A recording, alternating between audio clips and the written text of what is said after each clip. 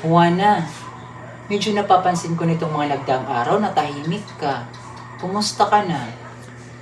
Ito sir, okay lang naman po. Medyo nahihirapan lang po ako sa studies ko. At saka marami po kasi kaming ginagawa sa school namin ngayon at hindi ko po alam kung anong uunahin ko. Yung pagtatrabaho ko ba or pag-aaral ko. Kasi working student lang po ako sir. Salamat sa pagiging honest, Juana. Saan particular ka ba nahihirapan? Gusto mo bang i-share? Kasi po sir, parang hindi ko na po kayang pagsabay-sabayin yung pag-aaral ko tsaka yung pagtatrabaho ko sa gabi sir. Kulang na po talaga ako sa time. Hindi na rin po ako nakakapagpahinga. Pagod na po ako sir, parang hindi ko na po kaya sir. Alam mo, Juana, hindi ka nag-iisa sa nararamdaman mo ngayon.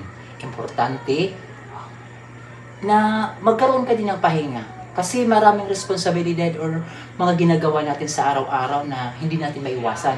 Ang importante, gumawa tayo ng schedule or plano. At huwag mong kalimutan na magpahinga ka rin. Sige po sir, susubukan ko po yan, yung gumawa ng schedule para hindi po ako malito kung ano po ang uunahin ko kasi minsan po nakukulangan po ako sa time at saka hindi na ko alam kung ano ang uunahin ko sir. Tama yan, Juana. Ang mahalaga ay nagkakaroon din tayo ng ah, pahinga sa ating sarili at huwag na huwag kang matakot na humingi ng tulong sa teacher mo, sa mga kapamilya mo, or dun sa mga kaibigan mo. At pwede ka rin lumapit sa akin kung gusto mo. Maraming salamat po sir. Medyo gumaan po talaga yung pakiramdam ko na nakausap po kita. Maraming salamat po talaga sir. Walang anuman, Juana. So, kung kailangan mo ng kausap, huwag kang mahiya or lumapit dito sa opisina na kausapin ako.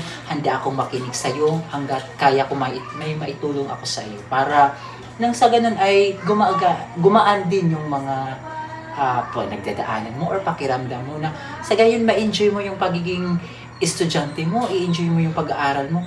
Huwag kang mag-isip ng mga bagay na mga komplikado. Importante ay mayroong gabay tayo at huwag na huwag mong kalimutan.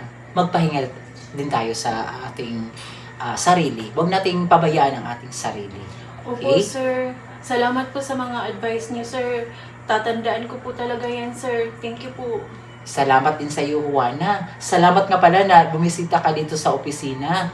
So anytime, welcome ka dito. Kung mayroon ka gusto i-approach sa akin, kung gusto mo akong kausapin, handa akong makinig sa iyo. Huwag kang mag-atubiling lumapit sa akin.